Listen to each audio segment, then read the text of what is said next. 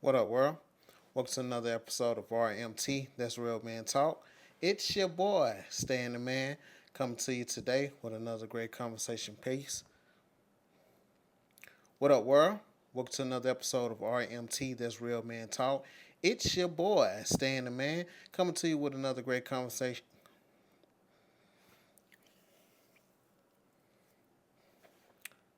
What up, world? Welcome to another episode of RMT. That's Real Man Talk. It's your boy, Stan the Man, coming to you with another great conversation piece on today. And before we get started, I want to thank you for joining me here on RMT. All right. So let's go ahead and get into it today.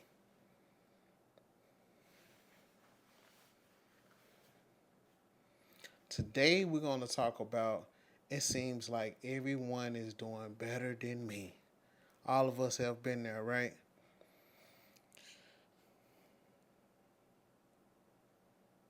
Have you ever felt like everybody is doing better than you?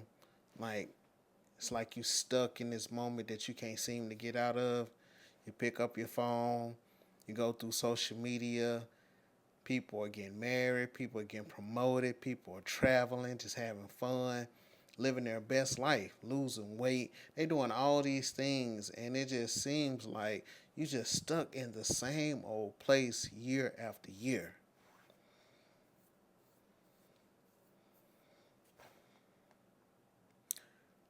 And I want to let you know that you're not alone.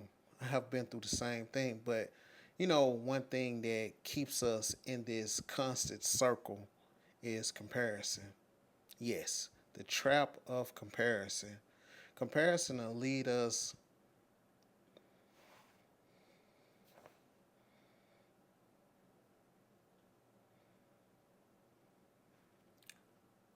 Comparison is a thief. It robs you of your joy. It steals your focus and makes you question your worth.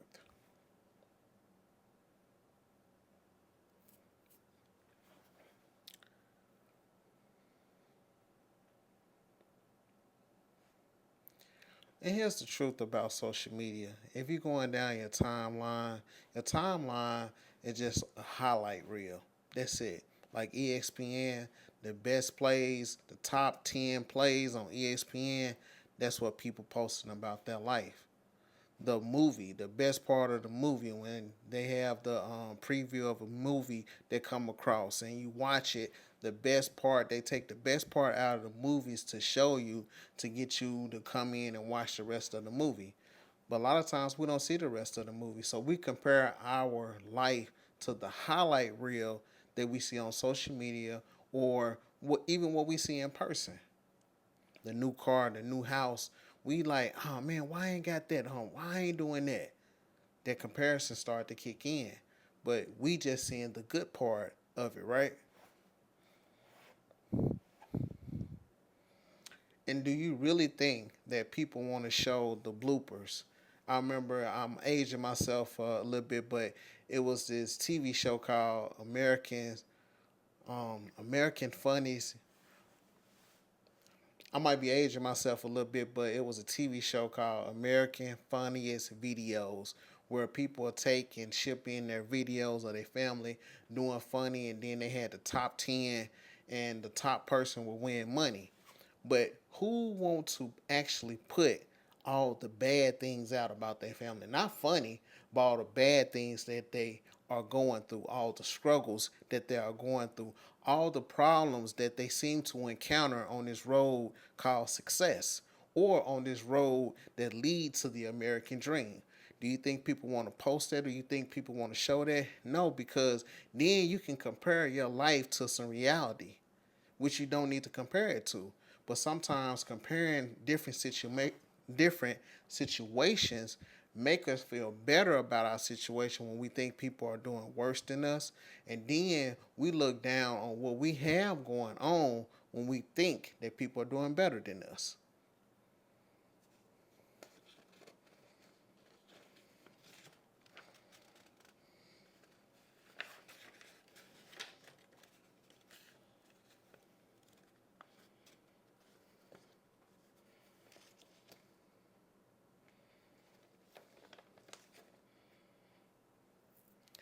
And and we been if we being honest with ourselves, when we seem to be like doing the right things that we assume that's doing what's right and we doing the right path and things are not happening as fast as we want it to happen. But let's be honest, if we're not getting the material things that we want as fast as we want, then that's when the comparison and that's when we get in our feelings. See, God don't want to just copy and paste a blessing for us. He want to customize it for us, but some of the things that we have to go through, we don't want to go through to build character, to build understanding, to build patience, to build those things. We don't want to go through that so we can have that. So when we're blessed, we can be able to retain what we have.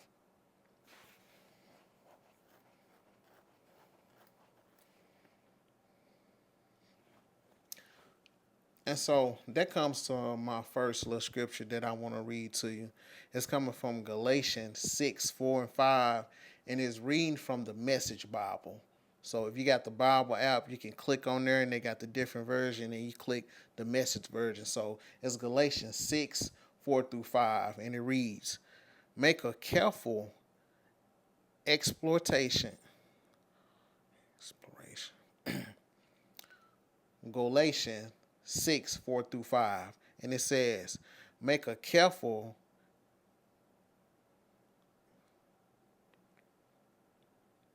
Galatians 6, 4 through 5. And it says, make a careful exploration.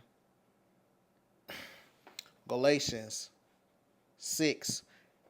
And we're going to go to the first scripture. It's going to be Galatians 6, 4 through 5. Golly. Honest already.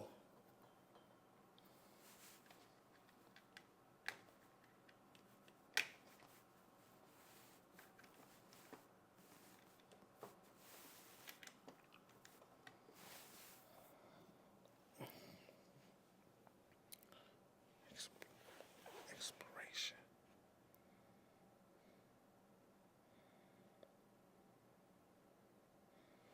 Okay. So that gets me to my first scripture saying now that gets me to my first scripture. Galatians 6, 4 through 5, and it says, make a careful exploration of who you are and the work you have been given, and then sink yourself into that. Don't be impressed with yourself. Don't compare yourself with others. Each of you must take responsibility for the doing the creative best you can with your own life. The main thing that you are good at. Oh, golly.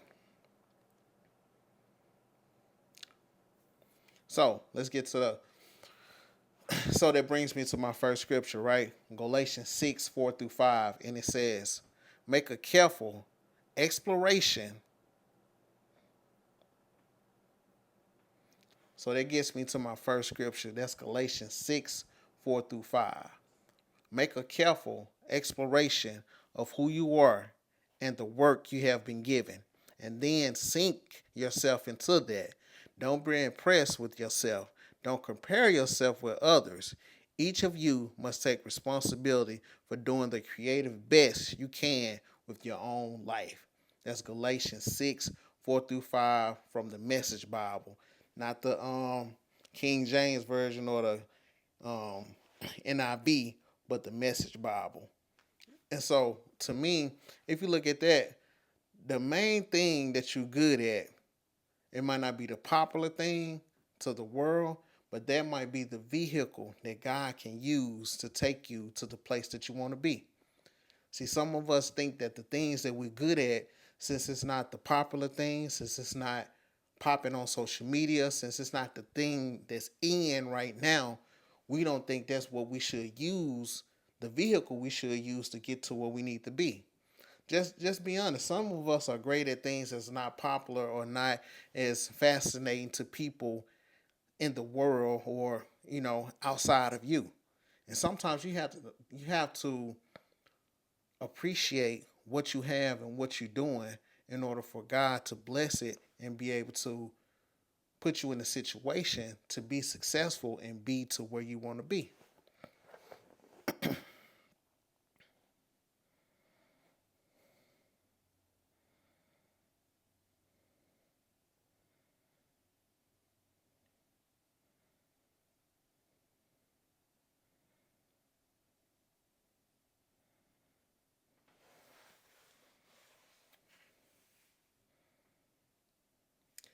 And just ask yourself this: why do you feel left behind?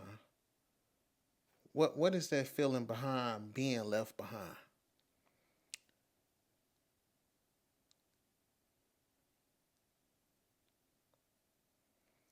Is it something rooted in something deeper, like in disappointment? Is it something in fear? Is it anxiety?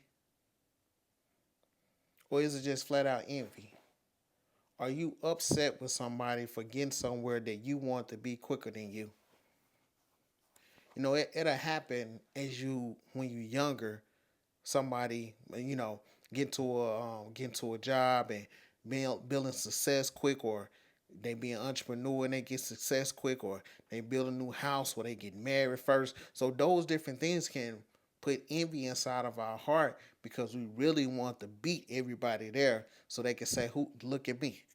I did it first. I'm the first one that did it." So is that part of the way? Is that part of the reason why you are feeling like you are left behind?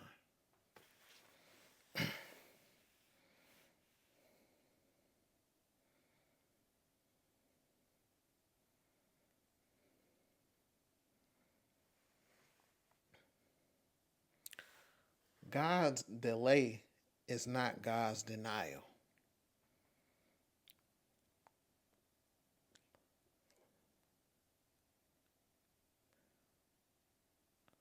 What looks like you being overlooked is really you just being prepared. So just think about this for a second. And everybody familiar with, I don't know if you are or not, but a lot of people are familiar with David and Goliath. David took a stone and knocked down and killed this giant Goliath, right? So everybody know that story, and they know David went on to be king. But a lot of stuff in between, people don't never really go into details about that, because if you look at David's life first, David, it's a lot of things that God took David through before he even became king.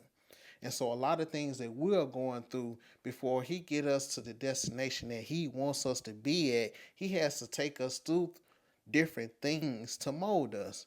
So check this out, David. David was sold into slavery by his brothers, right? So when he was sold to slavery by his brothers, his daddy, his daddy loved David more than his other brothers. So him being sold into slavery, you know what? That one thing that taught him to be humble, because now I'm not my daddy's favorite anymore. His dad even had a special coat made just for David. His brothers didn't like that. So when he gets sold into slavery, now he got to humble himself because he's just a slave now. Okay? Then, after David being a slave, he started working in this man's house. Then, what happened was his wife wanted to sleep with David, and she lied and said that David tried to sleep with her. He got thrown back in jail. Right? So that's also teaching him a lesson about women and putting yourself in certain predicament with women, even though he didn't do nothing wrong, but that's teaching him something about women. All right. So let's keep going. Then even after that, David still didn't become king because the king at that time, Saul, was chasing after him because he had got a prophecy that David was supposed to be king and he didn't want him to become king. So David had to practice patience and he had to run from Saul. He was running from Saul, but he couldn't do nothing to Saul to take over the king, to take over being king before his time. You see that before his time, he could have went in there and did something to Saul, but he didn't. So that right there put patience in him. And see, he went through all those things before he became king. So when he became king, those different situations in his life built character within David. So when he became king, he didn't have to worry about certain issues because his character was already built through the situation that he was in. And we don't want to go through those situations because we are looking at other people and asking God why they not going through that to get what they get. So we upset. So why they ain't gotta go through this situation to build their character? Why they don't have to go through this situation to build patience? Why do they don't have to go through this situation to learn about women? Why? Why God? Why you can't just bless me the way you did them? And we don't know exactly what's going on with them, right? Well, we just assuming that we know what's going on, and we want to get there easier than building character. Because this one thing about building character, um,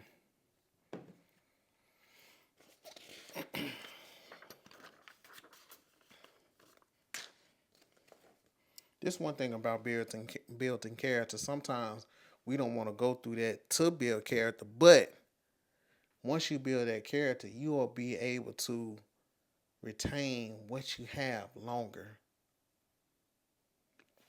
And that's another thing too.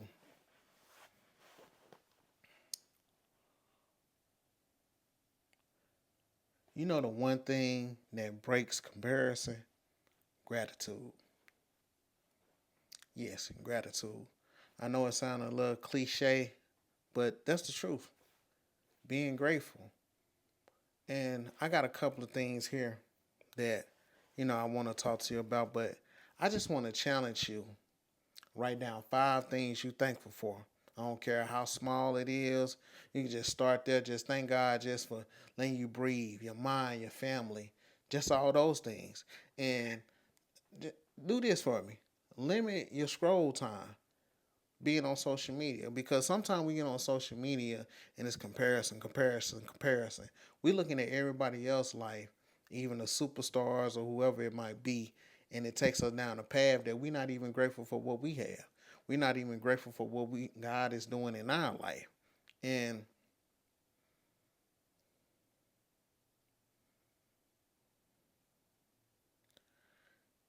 being grateful not only stops the comparison, it also shows God that we're grateful for the things that He doing in our life. And see, because we can get so caught up and focusing on other people, what they doing in their life, and the situation that God has put them on, things that they have, and not necessarily, but God's blessing them, but the situation that they in, and we'll get upset because we comparing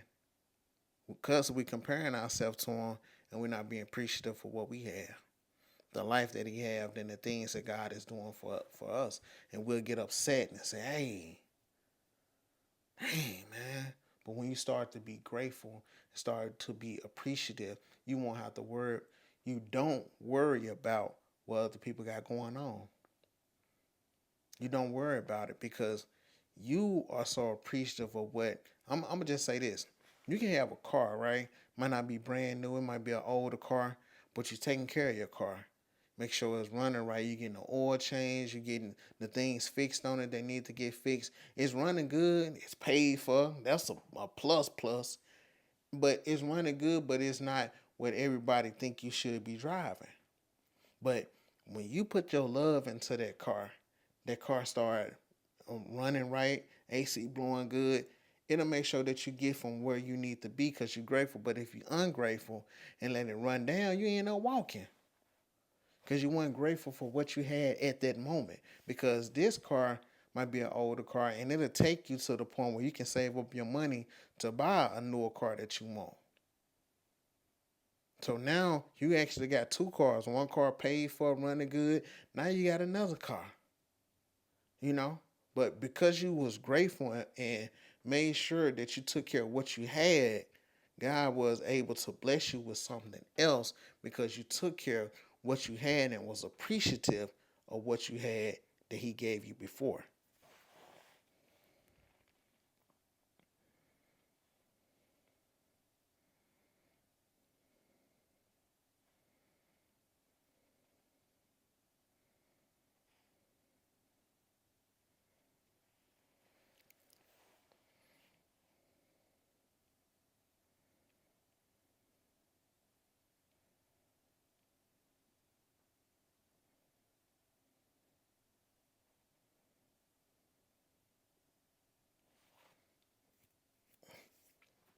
And I'll say this too is that like we wonder why we should be grateful because the character and everything that's being built inside of us, inside of being grateful, what God is going to give to you is going to bless not only your generation, but generations to come after you. That's why it's so important to go through these different phases. That way, whatever that you blessed with, you be able to maintain it and pass it on to the rest of the generation. And see, uh, you think I'm just talking about money, but your character, being a good husband, being a good father, being a good wife, being a good mother, being those different things pass on from generation to generation. Because you can be a terrible individual and that'll pass on too. But with you having the heart and putting into being a good father, that'll pass down that your son want to be a good father. You being a good wife, you being a good mother, you'll pass that down to your daughter want to be a good wife, a good mother. And then it'll go on from time. It'll continue to go through generation because you did such a good job instilling what you need to instill and being grateful that God gave you that in order to pass it down.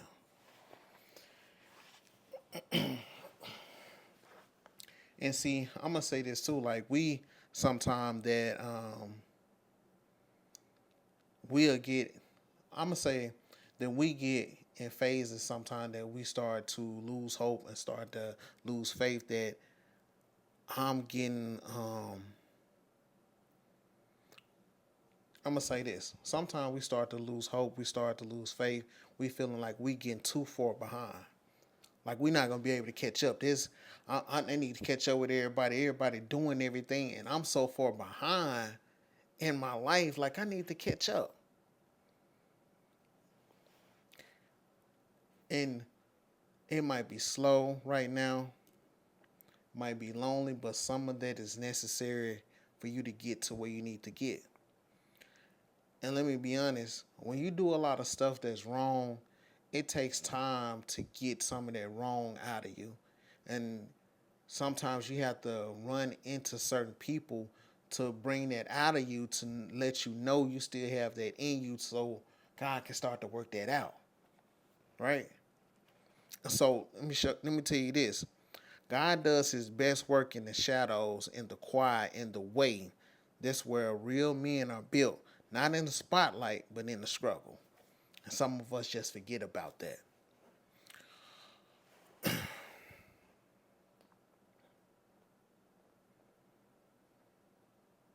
Some of us forget about that. And that leads me to this next scripture right here.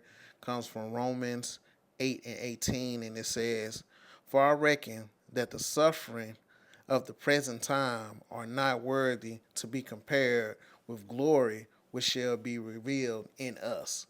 The pain, now this me, the pain that you have been feeling can't compare to the joy that's coming. See, we won't put it like this.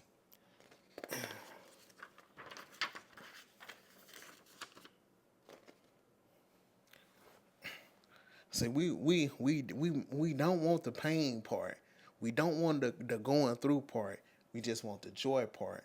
Because sometimes when you're going through the pain, we don't know how long we're gonna go through that pain before the joy comes. See, when it start raining outside, even if the weatherman say, well, it's gonna rain this long, it's gonna rain, we got at this time, you don't know how long it's gonna rain. We don't know. You can go to sleep, can be raining. You can wake up, it can still be raining. Like, dang, when it's gonna stop raining? We don't know. All of a sudden, the rain stopped. All of a sudden, the rain stopped. The sun come out. It's a beautiful day. Everything started blossoming. You know, and, and we were so focused on the rain that we didn't know what time that it was gonna stop and the sun was gonna shine. Cause we looking for the sun to shine. I don't want to go through this rain and through this pain. But sometimes that pain is what we need to enjoy when it's sunshine. We need that rain so we can be able to enjoy. Because if you never go through any pain, you never go through any struggle, you never go through any situation where you test it, you never go through any situation where it's character building. When you get to another stage, you won't be able to appreciate the goodness within it and you might mess it up anyway.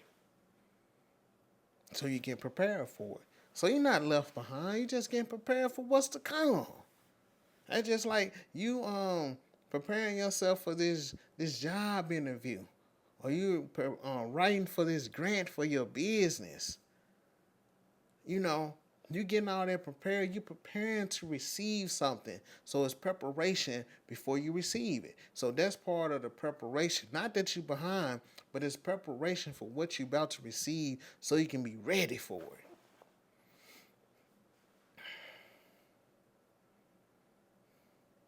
Okay, so in my closing, if you've been feeling like everyone doing better than you, I want you to remember your time is coming. It's coming. You don't have to rush. You don't have to fake it. Just be faithful. God sees you and your story. It ain't over. It's just the beginning. Yo, I want to appreciate y'all for tuning in again. If you have anything that you want to hear me talk about, drop it in the comments or hit me up on any of the social media platforms. That is Facebook, Instagram, TikTok, Stanley Nash Jr., Facebook, Instagram, TikTok, Real Men Talk Podcast. Yeah. And until next Thursday, stay blessed, stay focused, stay real. Peace.